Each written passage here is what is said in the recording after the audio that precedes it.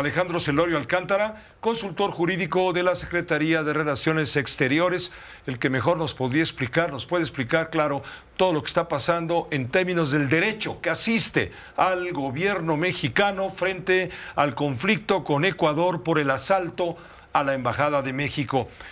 Consejero Alejandro Celorio, consultor, te agradezco mucho, como siempre, la oportunidad de poder escucharte. Pepe, qué gusto saludarte a ti y estar a las órdenes de tu auditorio. Buenas tardes. Muchas gracias, buenas tardes. He leído por ahí que se quiere pedir incluso una reparación del daño. Entiendo que esto no lo contemplan los acuerdos en materia de derecho, sino a nivel fuero común, etcétera. Pero en fin, Alejandro, tú le entiendes muy bien a esto. Explícanos, por favor, qué implicaciones jurídicas tiene todo lo sucedido en este asalto, ya mostrado claramente el día de hoy temprano por el propio presidente con estos videos que hemos reproducido hace unos minutos.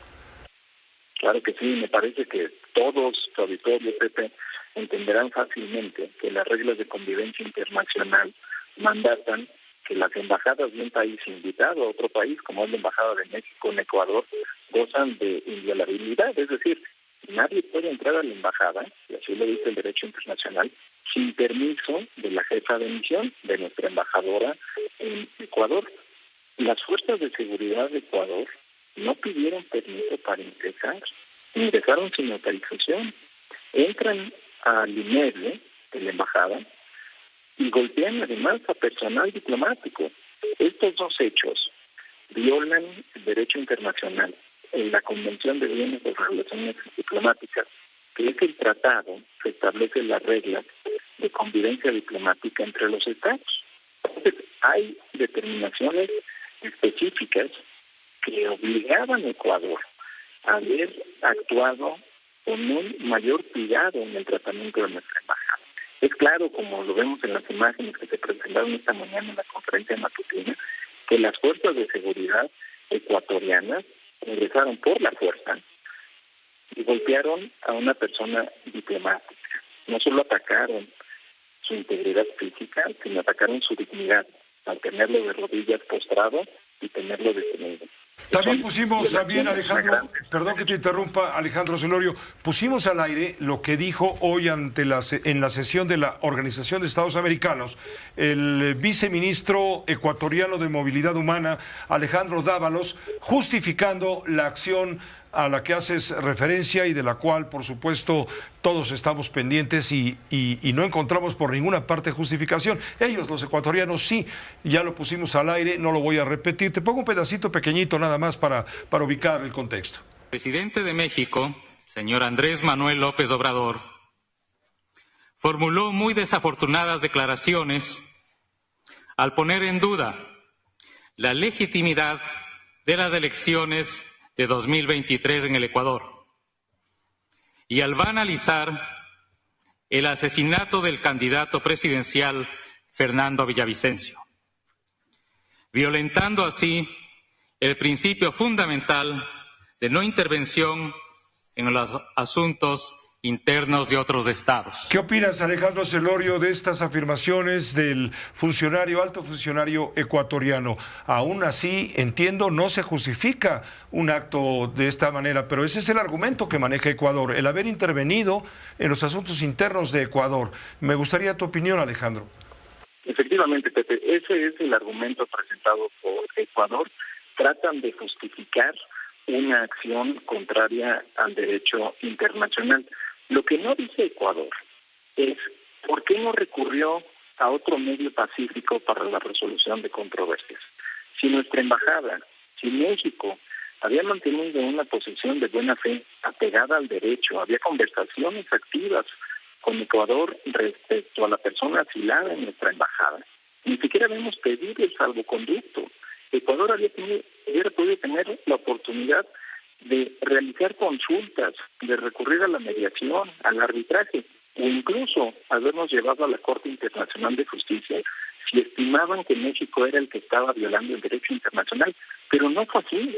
Recurren a la fuerza, sin antes haber agotado los mecanismos de solución pacífica de controversias que están a disposición de Ecuador y de México. Nosotros sí lo estamos haciendo. Ahora, ellos alegan, Claro, ellos alegan que no se trataba de irrumpir en la embajada para extraer, sustraer a un refugiado político, sino lo hicieron para sustraer a un delincuente consignado y para llevarlo a donde le correspondía, que no era una embajada, sino una cárcel de alta seguridad. Eso es lo que maneja Ecuador como argumento también. Es su señalamiento, pero lo que no hacen es sustentarlo en derecho. No dicen ellos, la Convención de Viena establece que el Estado que recibe, o el Estado anfitrión, puede entrar a la embajada si se trata de un delincuente. De ninguna manera han podido argumentar. Hacen algunas maromas para justificar lo que hicieron porque el derecho no les acoge. Eso es importante señalarlo. Están justificando algo que es injustificable, que no tiene sustento jurídico. Ahora, pero ¿cómo explicar a quienes se preguntan por qué México le dio asilo a un delincuente a un presunto delincuente acusado de narcotráfico? Bueno, no es presunto, a un delincuente, porque además de acusarlo de lavado de dinero, de corrupción vinculado con el caso Odebrecht, igual que el expresidente Rafael Correa, además lo vincula con el narcotráfico. Sí, no, y es muy válida esa pregunta. Las reglas de convivencia internacional, los tratados, la legislación mexicana establecen que el Estado, en este caso México, tiene el derecho de determinar si se trata de una persecución política o no. Nosotros tenemos esa potestad.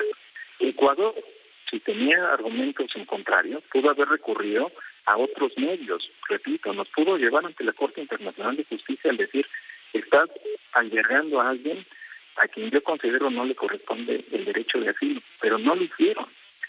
Solicitaron una vez ingresar a nuestro inmueble, varios días antes del ataque, y no volvieron a insistir. Ni una llamada a alto nivel para decir, oye, tengo este entendimiento diferente con México, vamos a tratar de solucionarlo de otra forma. Aquí es importante decir esto. Claro. México en todo momento estaba en disposición de que Ecuador se reservara su derecho a solicitar la extradición de Glass. Es lo que queríamos nosotros. Otorgamos el asilo político. Ahora, pero otorgar el salvoconducto. Pero ante todo este panorama, Alejandro, ¿en qué se basó México para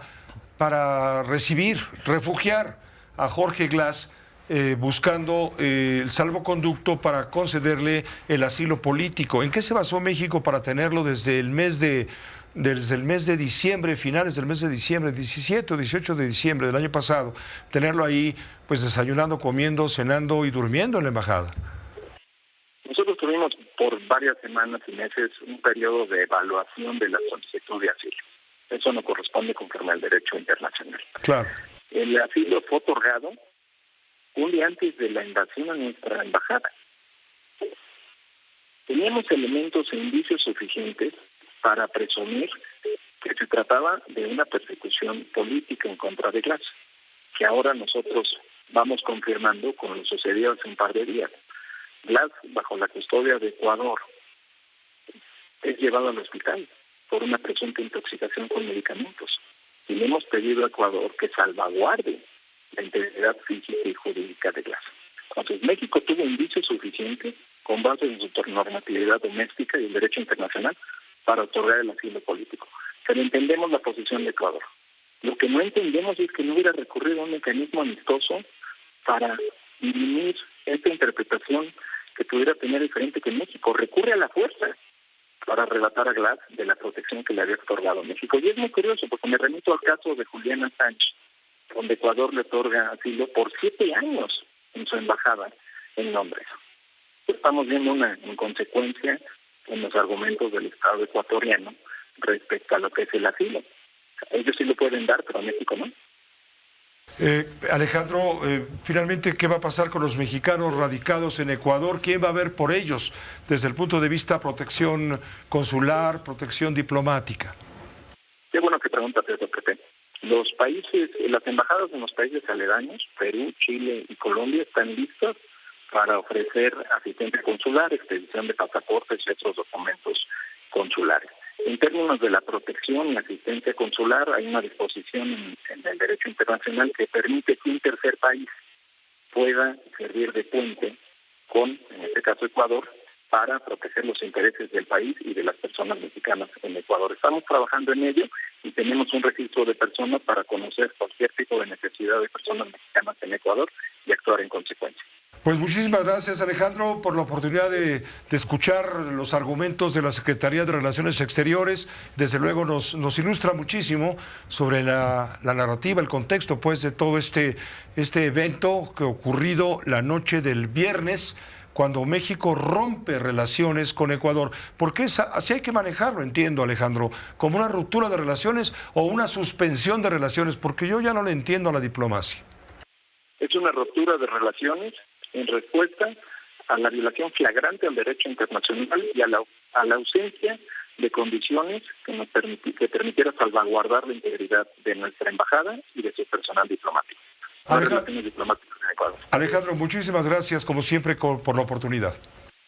Gracias, Pepe. Un saludo. Un saludo muy cordial. Claro que sí. Alejandro Celorio Alcántara, consultor jurídico de la Secretaría de Relaciones Exteriores.